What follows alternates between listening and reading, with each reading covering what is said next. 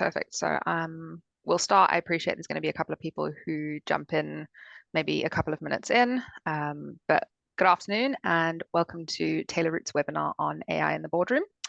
It's great to have kind of so many people who've signed up and joined us this afternoon for a really interesting discussion on navigating this ever-evolving landscape of business and the kind of one undeniable force which continues to reshape the way we operate, artificial intelligence.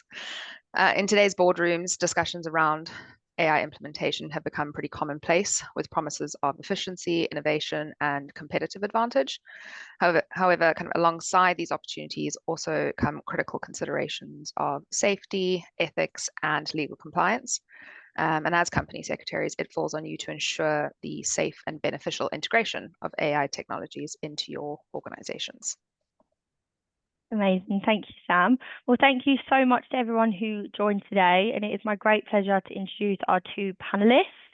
So we have Idris Elder, who is an assistant company secretary at the moment and a dual qualified governance professional with vast experience in subsidiary governance and entity management. He is an associate chartered governance of the Institute of UK and Ireland and also a member of the Nigerian Institute of Management.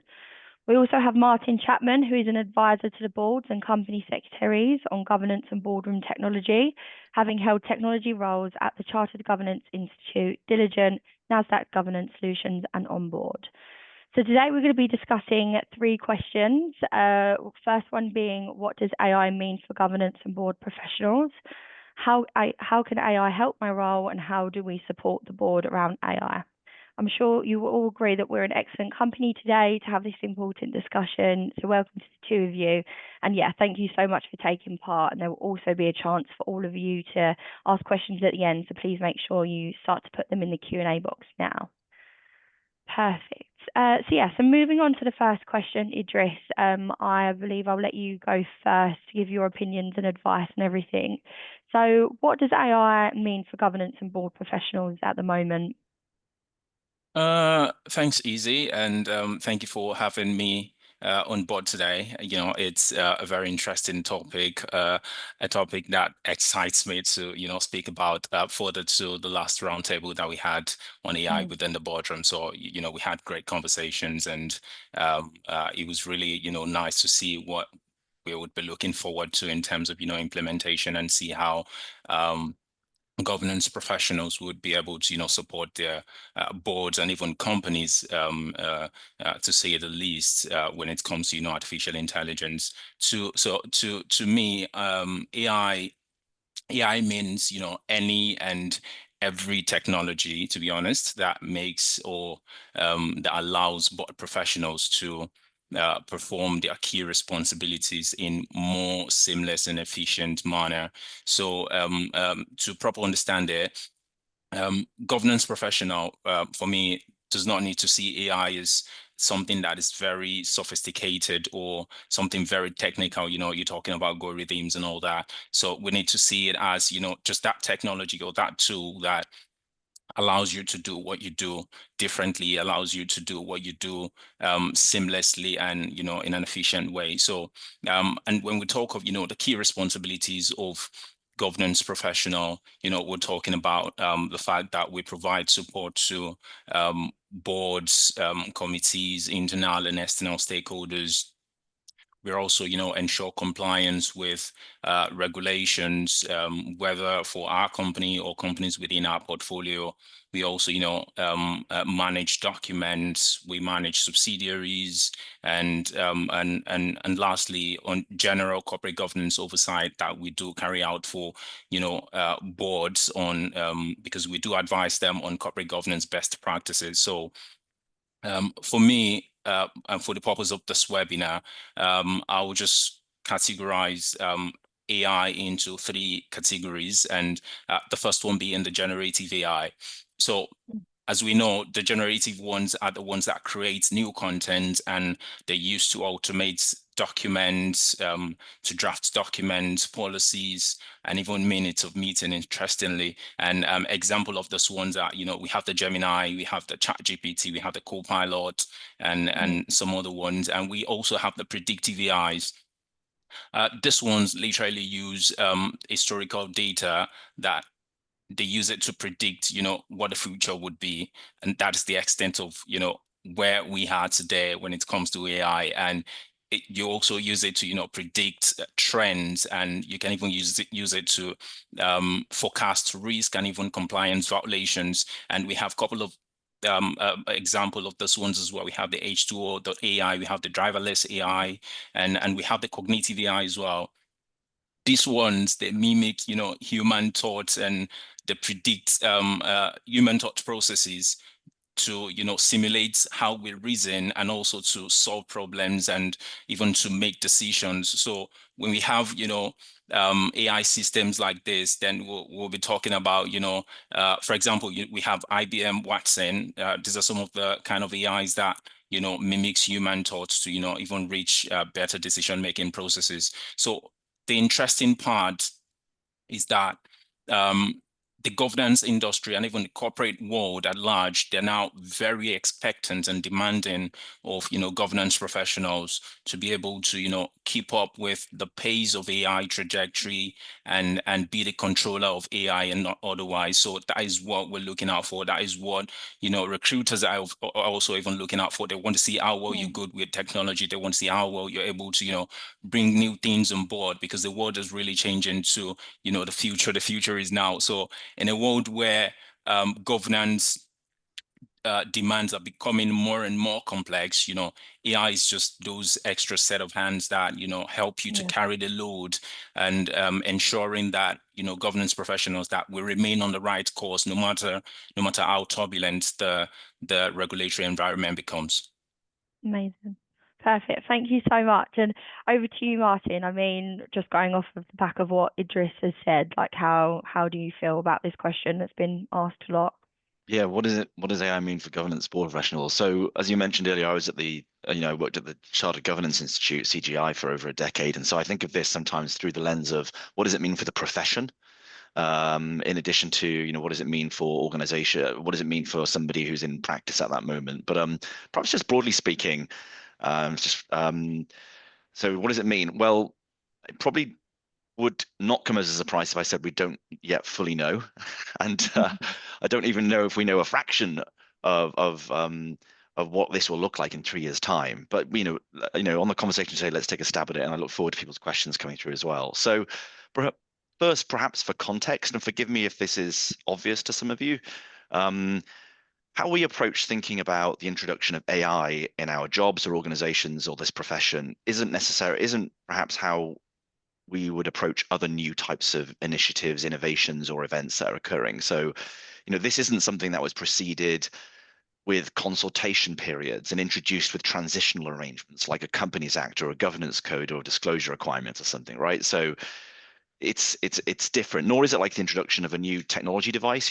even revolutionary ones. Think of when Apple introduced the iPhone in 2007 or iPad in 2010, right? For those of you who remember it, if you think about boards and the use of those devices, that really sort of changed things a lot of the time.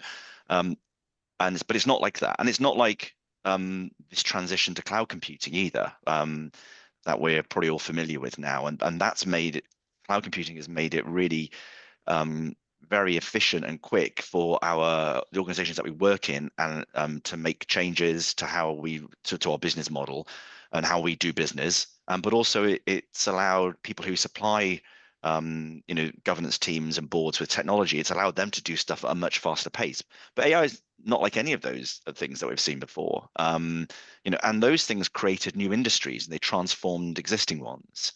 So I think, well, just to sort of summarize on this context, when we think of those types of things that have happened in the past, they were a bit more predictable, even though they were quite sort of revolutionary in some cases. But they were more predictable, a bit more tangible, and the pace of adoption was slower. So this is different to that. I mean, I think it's really important to recognize that the introduction of commercially available AI capabilities, and as Idris says, this is just something that's going to be embedded in everything we do. But it's important to recognize that with the introduction of these capabilities, and especially now that everyone has access to an AI or capability at any time from anywhere, that the capacity for AI to transform how we do what we do, the expectations upon us, and what's possible within our business is probably nothing like we've seen before. It really is a frontier. So I think it's important just to keep that in mind. It's not just another type of technology. It really is going to change the way in which we're able to business models and various other things. So getting a bit more specific with that context in mind and what it perhaps means for governance professionals, I think that governance professionals should expect to see impact of AI across most aspects of their professional life, all of them probably. So let's start with your board of directors. So a key question that you've probably no doubt come across is in governing AI. Is governing AI any different to other scenarios that have required boards to adjust their thinking? Is it different to cyber? Is it different to how we've approached climate, DE&I? Um, you know, often boards look at this through the lens of, and many of you may have heard this, through the lens of risk and opportunity. What are the risks with AI and what are the opportunities it creates for our operating model? Where should AI sit? Should it be in a committee? Should it be with audit? Should it be across everything? So I think that just how the board thinks about AI and where it sits is going to be a really important thing for what it means for governance practitioners, and later on we'll come on to how to support the board through some of that. I think that there is a steep learning curve. I was in a board chair dinner a few months ago, and just the board was just talking about the chairs were all sort of talking about how more education is needed, more information, so that there is going to be a steep learning curve. People don't necessarily need to understand how it all works technologically, but this is a little bit of an area where it needs demystifying. And perhaps we'll come on to some of that during the course of today. So I think there is a steep learning curve, and there's going to be lots to keep on top of, right? The regulatory landscape for this is going to be unpredictable for years. Mistakes are going to be made. We should expect to see them. And of course, a key consideration, I think, for this profession, and I'll summarize and finish up on this point, is what does this mean from an ethics and privacy perspective? What does AI mean from an ethics and privacy perspective? And then just, I guess, as a professional in this space, this isn't going anywhere. Get comfortable with it, demystify it, ask for help from people in your business who know more about it. Being able to use this will no doubt open opportunities in your career as well. So, we've seen that with how technology has been used for boards in other areas. So, why don't I pause there? So hopefully that's just some thoughts to get things going. Amazing, thank you. Oh, Sam, you're on mute there. There you go. Sorry. It's always going to be something that goes slightly wrong. So I know one of the questions that we had at the breakfast and that we've kind of had people asking us is, how do you think that AI can actually help company secretaries in their role? So Martin, we can start with you. Yeah, I think there's probably at the moment, there's probably two ways to think about this in a simple way, which is something that you can do yourself. So someone just asked the question, how can we use AI for managing conflicts of interest and related third-party transactions? So perhaps there are some things that you can do yourself, and then there are some things that you can ask of others.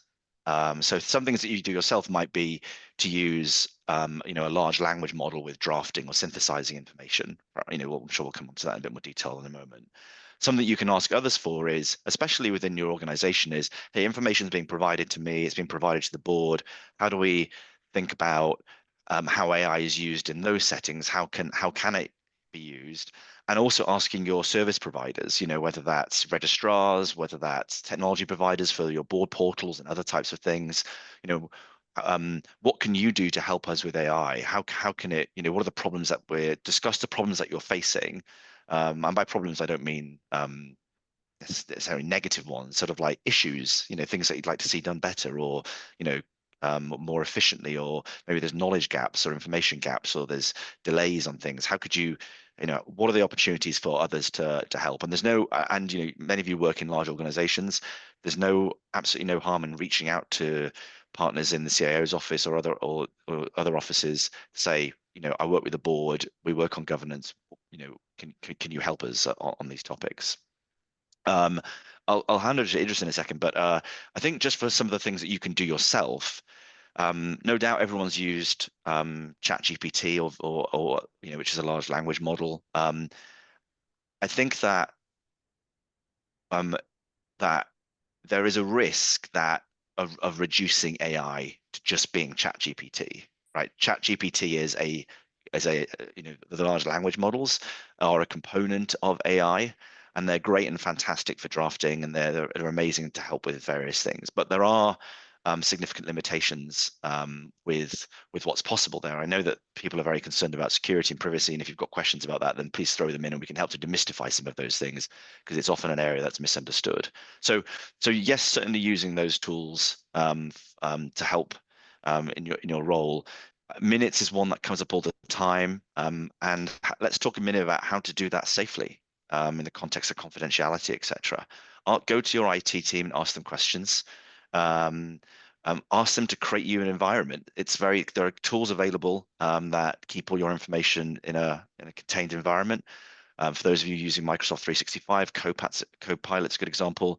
Your organization probably has access to other types of tools like Azure from Microsoft, Amazon Web Services from Amazon, the Google Cloud Platform, GCP. These all have environments that you can experiment in. And if you ask your technology partners in your organization, they could probably provide you with access to those to do those things safely. And minutes is a big one. So why don't I just pause there for a second? I think Idris, I should probably hand over to you. Right. Thanks, Martin. So I think you've just hit the nail right on the head, because as governance professionals, we need to, ask questions. We need to talk to people. We need to talk to experts, and not to feel bad about asking these questions, because we all want to see to the success of the company that we're in. We want to see that the company is achieving its goals. So for governance professional, there are many, many ways that, we can support our we can support our boards, and many ways that we can also, in the roles that we find ourselves in, that we can, help both ourselves, the company, the board, and, all of the internal and external stakeholders. So another one, you've mentioned, Martin, something about the fact that we really use some of this generative AI as well. We use ChatGPT, we use Gemini AIs, and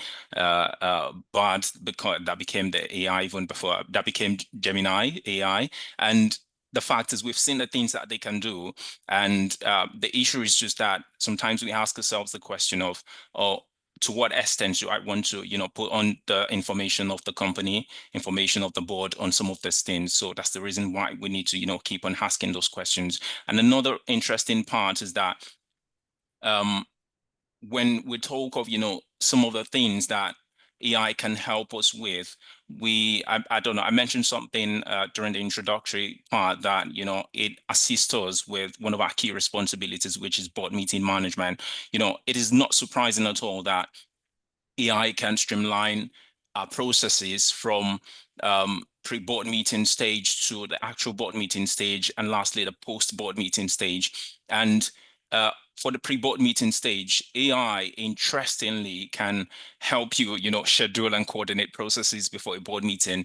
We have tools like Microsoft Bookings, we have Doodle, we have Microsoft Teams scheduling assistants that, automatically find best meeting times and, reduces the back and forth email that we, get to do before now, just to get the times that is right for, directors and other participants of board meetings. And when we also talk of, agenda, AI systems now suggest agenda items based on past meetings, current issues, and also even contributions from other team members. That's how interesting that's how interesting, AI has gone with how we do our things, with how we do our job, with how we carry out our key responsibilities. We have Boardable, we have Board Admin, and some couple of other ones that does this. And before board meetings, as governance professionals, we usually send out board packs ahead of board meetings, and we now have platforms that uses AI to organize and distribute these packs securely within the team. And they boast of doing all those ones securely. So the extent of how secure might be a question that we need to answer later, maybe not today. So during the meeting, for a fact, another interesting part is that AI is now transformed and impacted the critical task of board meeting minutes taken. And this is one thing that is very controversial at the moment. I've been in conversation with many colleagues as to how far this has gone. So And personally, I've come across incredible AI meeting assistants with, starting point of some of them being that they invite the AI into the meeting room. And regardless of whether you're using, Zoom meeting, you're using Team, you're using Google Meet, you invite the AI into the meeting room and they can literally transcribe the meeting, summarize the minutes, track action items automatically and identify them, and even answer your questions, because answer questions relating to the meeting, because they have ChatGPT-4 integrated into them. So this is the level at which we find ourselves being governance professionals. And another feature that you have in some of the softwares is that you get to track some topics. You just it's like a filter. You just type it in and then it brings everything relating to that particular topic. Sometimes you just type in maybe, let's say, money, and then every time that the board discussed anything relating to money, it brings out the person who said it. So for me, I am very optimistic that it's just a matter of time for governance professional to be able to, upload their custom template and in return get a well-formatted minutes requiring, less human intervention, which is one of the disadvantages that we're seeing recently as to, oh yes, it cannot, it can give you what you want and all that. But I just think it's just as a matter of time. This is like a testing phase, like Martin, the way you said it the other time. This is like a trial phase for everyone as well. It's not like everything is cast in stone, but we're getting there for me. So aside these nice features, just like you said, there are risks that are associated with all these AI systems, which basically forms the foundation of the controversies. We have misinterpretation risk, we have privacy, like you mentioned, we have issue of bias and the likes. So for example, on issue of bias, I think just recently in, I think, June 2024, the Department of Computer Science at University of Oxford, they mentioned that hallucinations are, a critical factor that holds back the wider adoption of LLMs like ChatGPT or Gemini AI. So these are some of the issues that we're facing, the lack of human touch as well, with minutes that generated by AI. No doubt, we have we still have to, put in some sort of human efforts just to get what we want. But we know that minutes are not just about capturing discussions verbatim. It involves synthesizing, key insights, information, nuances as well. And I've had a discussion with someone before now, and the person told me that humans also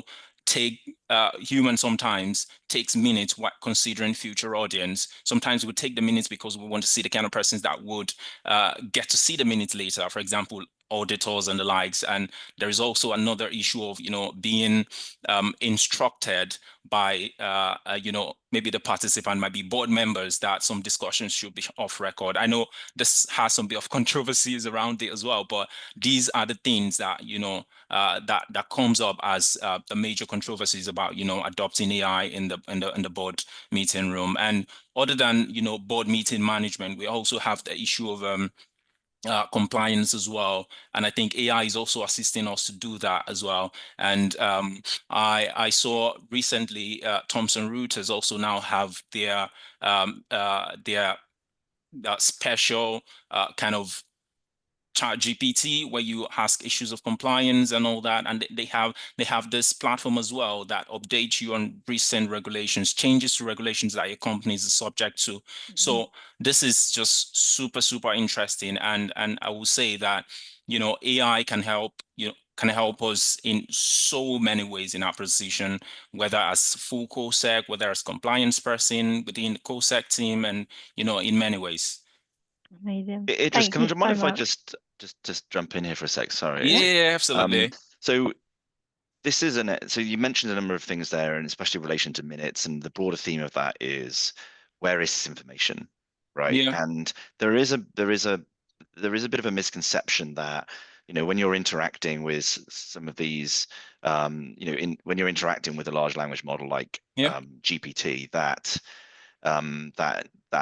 that information is somehow floating off into, some other system. I think a key thing to remember is if you're doing this, Yeah. if people are out there doing this on the platforms that their company's running on, so if they're using those AI tools in the same way that you use SharePoint or Yeah. Teams, right? If you're using the AI provided from that platform, then the version of the minutes, your notes that might be in Word, the board papers are all written on those platforms. They're stored on network folders, they're stored on SharePoint drives and in Teams and wherever else, right? If the AI is operating in that environment, it's protected by the same, it's protected by the same security, the layers of security and privacy and access controls and all that sort of stuff that extends to all the other stuff you're doing in that environment. So firstly, it's really important that you clarify, hey, I want to be able to use an AI to do this. Is it in our environment? Yes, fantastic, great, good. Now I can go and experiment. And then you've got things to think about like retention and other types of things that you can figure out. But so firstly, that's a bit of sometimes a misunderstood thing. How people are using. So I was at an event last week with some company secretaries, and it was really interesting. There was this sort of people were talking about how, and I'm curious about this audience, how many people think that ChatGPT is being used like a search engine. So they're going to it using it like a search engine, which might seem really cool because you can interact with it. But actually, it's not a search engine. It's a point in time. And the current version of ChatGPT 4 is from October. So its inherent knowledge is October last year. Now it can then use real-time results, but it doesn't know the Yeah. entire internet, right? It Yeah. doesn't know people's social media profiles, and there's lots Absolutely. of things that it doesn't know. So it's always really worth just bearing in mind for perhaps some of the junior company secretaries on the call. If you're, think about how you're using it when you're looking up stuff to do with Companies Act or whatever else it might be. It's right. It isn't a search engine. It has its limitations. It knows it does. Have a conversation with it about those limitations. It might be useful. So that's a sort of, another consideration. Just what do you expect? How are you interacting with this in your work day? But really do it in your work environment. And if you don't have access to it, say, hey, I work with the board. I really need access to this. And when it comes to also minutes, it's like, there's a question came through. Is there a risk that AI will overtake the role of governance professionals? I think that a lot of what governance professionals do is judgment, right? So even with minutes, right, demonstrating, if you're in a highly regulated industry, then this is a where you have to break everything down into challenge and various other types of discussion and deliberation and to demonstrate the process there. If you're using if you're using AI as a drafting assistant or something that's helping you, that does 80% of that logistical, sort of laborious sometimes drafting work, that or even producing your skeleton minutes before a meeting, based on what the agenda is. So how can you use it and see it as an assistant? And allow you then to focus on super value added work, or allow you to say, hey, I'd like to take on more work, it's just more interesting. So sometimes it's about thinking about how AI can help with that. I know we're a bit over time on this item, so I'm going to pause there. But if there's more questions, throw them into the chat. No, I love it. Go ahead. Honestly, I was just going to say I'm a culprit of using ChatGPT to look up the best places to go in certain countries. So I'm definitely not using it correctly. Right. And it doesn't know everything, right? Is it? Yeah, It doesn't. absolutely. It's limited to, I mean, there's a lot of work done on this, and it's limited to stuff. Yeah. And it's limited Yeah. to how it uses reasoning as well. There's a great study, but there's a paper that's just been a draft of it's been circulated by Apple. 6 engineers from Apple asked some basic questionings to do with mathematics, right? So, it was a school question, and it was essentially, on Friday you pick 8 apples. This isn't the number. On Saturday you pick 10. On Sunday you pick 20, but the ones on Sunday were smaller. How many apples did you pick? Right, so you're adding in what seems a bit of complexity there, right? Yeah. There's smaller apples, still a number of apples, but they might be smaller than the ones on the other days. It doesn't Yeah. mean that there are fewer apples. So, but the AI came up with a response on one of its things that counted them down. So, Right. so it's just about, often you put in complexity that you might think is relevant, but Yeah. it's being, or irrelevant, but it's being processed by the AI. Yeah. So anyway, sorry. Perfect. No Well, worries at all. Well, we'll move on to the final question, and then we can get some questions from the audience as well. So yeah, obviously the last question was probably to more of the senior candidates on the call. For them, obviously, when they're in the board, how can they help support the board around AI? And one thing that did come up, I think, from obviously where you guys were in the breakfast as well, a lot of things around recordings in terms of different questions. So yeah, so how can obviously they support the board around AI? So I'll just jump on that if that's fine. Yeah. To me, I've always seen co-segs as or governance professional to say are like carers to the board of directors because we look after them. That's what we do just so we ensure that we're able to ensure that they efficiently oversee the activities of the company to achieve its goals. And so co-segs must understand both the board as well as the company. That on one side. The other side is then that the kind of board that you have. I noticed something from the breakfast session that we had on AI within the boardroom that the different level of co-segs that we have, and I'm sure in attendance as well. So I'll be addressing that to cover two types of boards because just so we can know what to bring as a remedy for the kind of board that we have. So we can have the kind of conservative and traditional boards who are, hesitant or even resistant to AI. I'm sure you would agree. And then the other it's those how you want to see how you can support your boards that are more inclined to adopt AI and even get up to speed with AI and the like. So on when we have a board that they're quite conservative or traditional, the fact is that you cannot blame them. As Martin rightly said, the issue of privacy, like it does come up every now and then.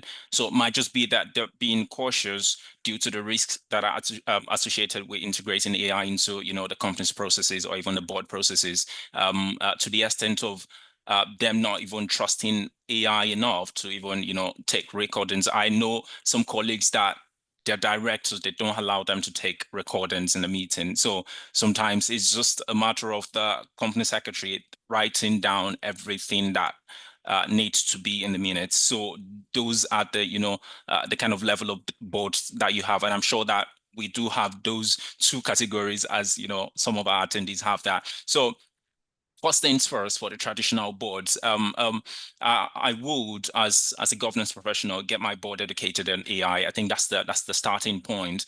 And before board meetings, we want to give them relevant articles and reports and then discuss them at those meetings. And it might also be warranted, to be honest, to invite experts and advise them not to be too technical, because when making those presentations and you're getting too technical and you're talking of things that they've never even heard of, you don't want to dive into autonomous agents or things that they'll just be like, oh, what's this guy talking about? So I would, as a co-sec of such board, emphasize the incremental benefits as well of AI, and also present AI as a tool that, augments existing processes rather than replacing them. So, and I think that answers the question in the Q&A box that says that, oh, is it going to take over our job? The fact is that as it stands, we don't know if anything's going to happen tomorrow.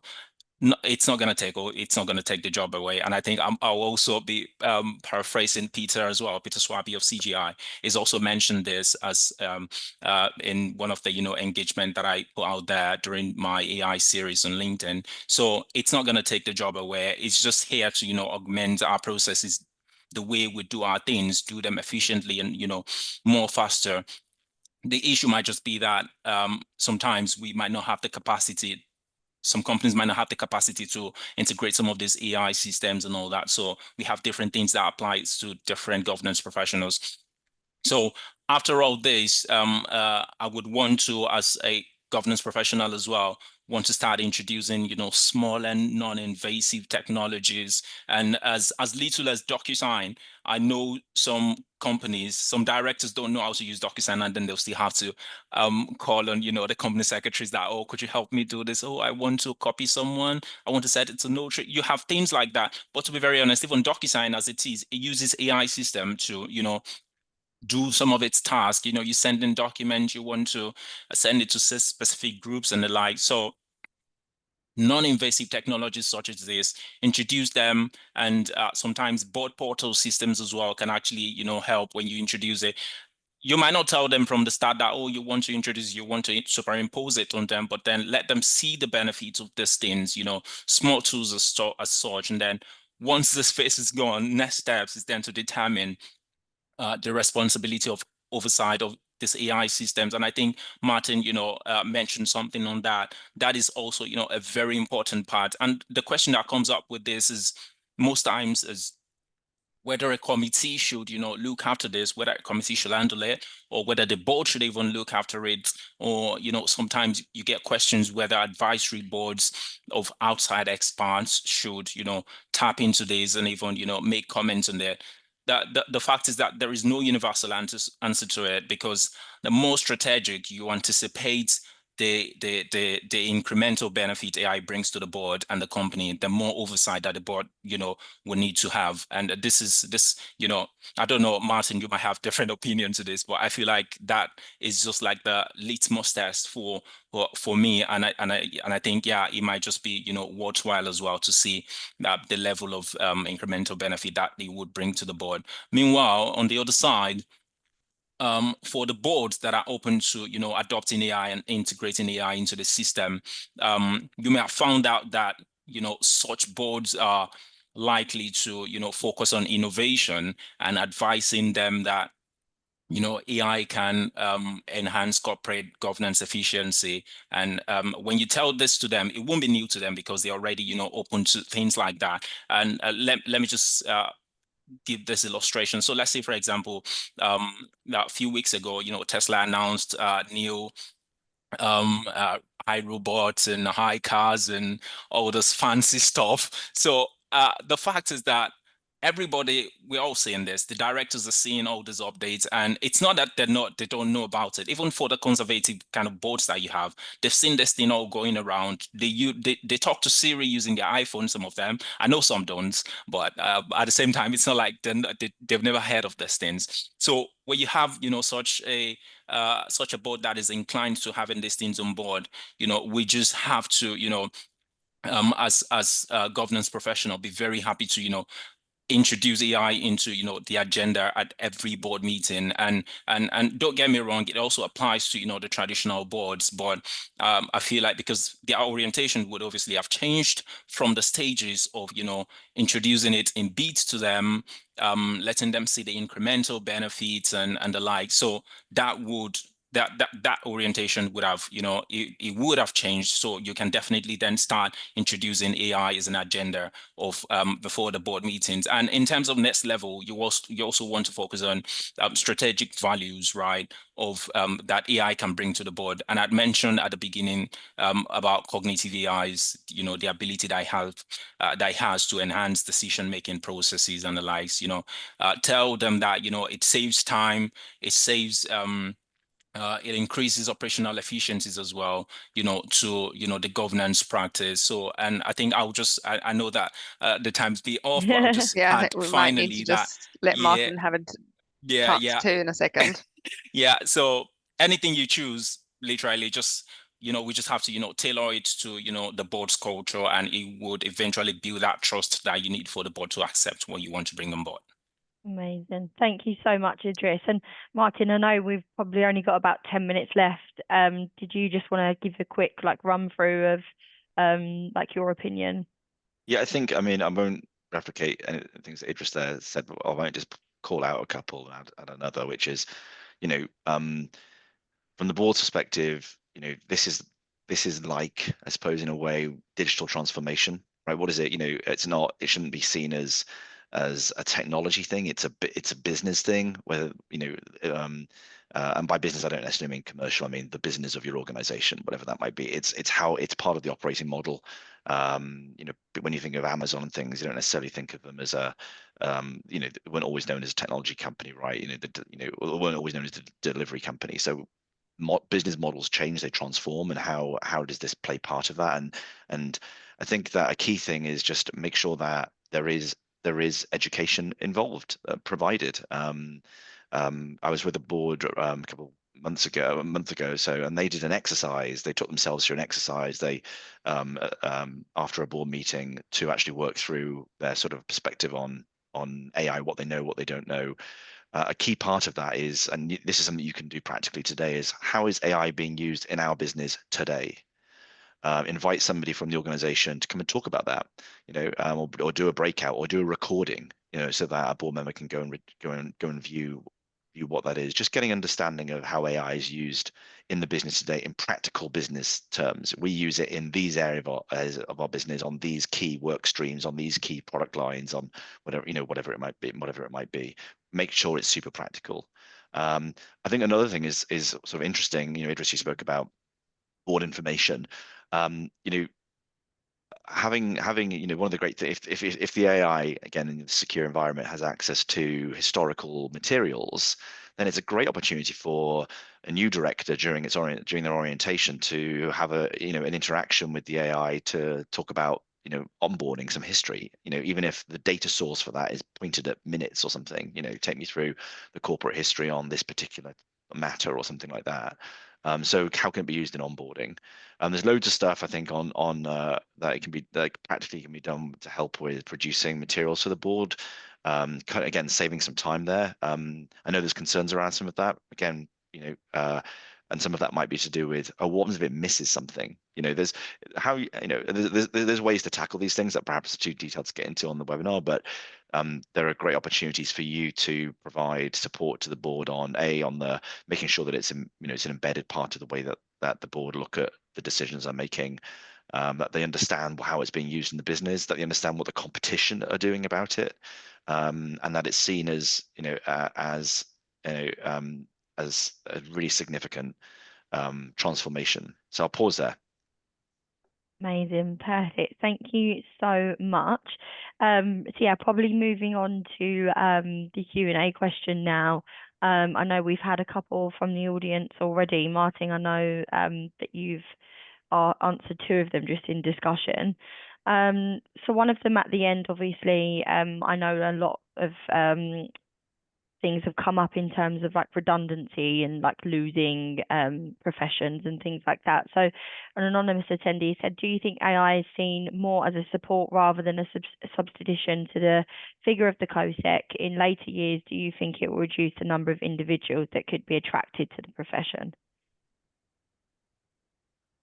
So, anecdotally, it's interesting, isn't it? Because I had just an anecdote on this, and then perhaps something a bit more concrete is, a friend of mine asked me to speak to his daughter about the Governance Institute and what they do, and she's graduating this year, and she was asking, could I just have a chat with her about it? She's considering her options, and that sort of came a bit sort of left field from me, and so people will be, the work that the role that governance practitioners and professionals are playing is very different to what it used to be. When I joined the institute in 2004 or something like that, whenever it was, sorry, it was, there was a big chunk of the people that I'd come across in like company secretaries in practice who run their own firms, and a lot of it was to do with companies' house things. I mean, think of how technology has just helped with automation of production of resolutions and minutes, and you wouldn't think of like drafting a minute from scratch right now for the appointment of a director, right? Or that needs to be filed with, or like filling in a company's house form. A lot, technology is helping with all of that, whether it's company's house's own website or whether it's products that are on the market. So very basic example.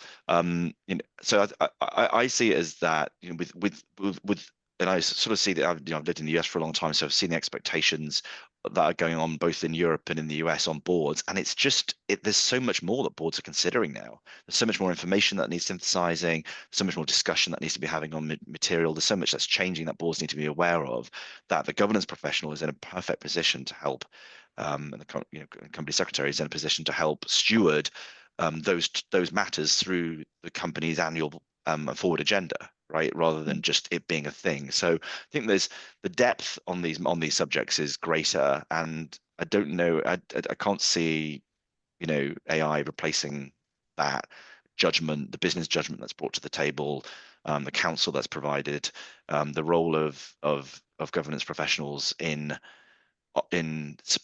onboarding new directors and on committee work where there's real depth going on. So I'll hand over to Idris. Awesome. Right. I was going to just say from a recruiter's point of view, sorry to interrupt both of you, but I think we've had lots of questions about people implementing these processes and procedures as part of recruitment processes. So what Martin's said about kind of having people getting involved in this, you can't ever take away the people element, which is that kind of stakeholder management, which is such a big part of this role that it's only going to help support you, and it can't take away you, which is such a big part. And that's something we've been asked a lot as recruiters. So maybe just from a recruiter's point of view, for anyone who has any concerns on that, and sorry, I'm just jumping in here, but it's seen as an addition and not a replacement for people we're hiring for. Right. Thanks, Sam. So I would just add to what Martin is saying. I absolutely agree that, AI is not here to overtake the role of, governance professionals. That is just as simple as that. And the summary is that humans will always be humans, and AI will always be AI. So issue of whether, it's going to take over or something, like I'm not even seeing not even a string at all, attached to that. I've not seen that at all. Sam also mentioned something about, that human element. It applies everywhere to every industry that I've, come across. And when you talk of, I was saying something the other time that when you're taking, minutes of meeting, when you tell AI, for example, to take minutes of meeting, and there's some kind of, subtle nuances that the directors make, and they just joke about it. AI is not able, as it stands, to contextualize some of these things. It can't understand, when you use metaphors, when you use some of these things, it can. And again, like no matter the extent of what AI has, been able to assist with, when it comes to board meeting management, for example, you still need that human element. And another bit that I'll just add to it is the fact that is the risk of, being biased and also hallucinations. I mentioned it the other time, a very close example is that, so my partner, when she was having a master's in, AI and technology law, she used ChatGPT for something, and then ChatGPT, she asked for the authority. ChatGPT provided an authority, a so-called authority, with quoting an article written by a university professor. And you know what? We reached out to the professor, and the professor said, I didn't write anything on this. I told my partner that I told my partner that, you know what, if we had not reached out to her, it would have been very disastrous. And, some of these issues can even, lead to you getting, a fail in your subjects. So that is the level, that's the level of kind of, how we want to be careful with how we use AI. So, and then you talk of, the AI governance, which relates to, the ethics behind the use of AI, and whether your boards are using this AI efficiently and responsibly. So that's another big issue. And I think on that, I was thinking the new UK Code of Corporate Governance would address this, but it didn't. But I think it's just because it's still at that foundation level. Well, I think we're actually out of time now. So thank you so much to everyone who submitted questions. And yeah, obviously, if we are able to get the panelists to pick up a few questions offline, I can circulate these and follow up on email. Absolutely. Thank you. Right, thank you, Izzy. Yeah, thanks to everyone who's kind of taken time out to join. Appreciate it during lunch. And thank you both to Martin and Idris for being part of this conversation today. Myself or Izzy, for everyone in attendance, will follow up with a recording of the webinar so that you can share with your colleagues. And if you've got any other questions, please let us know. We're also keen to host kind of more of these types of events. So if you've got suggestions or specific topics that you would like to discuss, please reach out to myself or Izzy. Thank you all Sam, so Izzy, much. Thanks everyone. Yeah, Thank for you, having feel us. free to, there were some questions we didn't get to, but feel free to reach out on LinkedIn or something like that for Izzy, please do. Idris or myself. Yeah. Thank you, Martin. All right. Thank you, Idris. Cheers. Speak to you all Cheers, everyone. soon. Bye-bye. Cheers.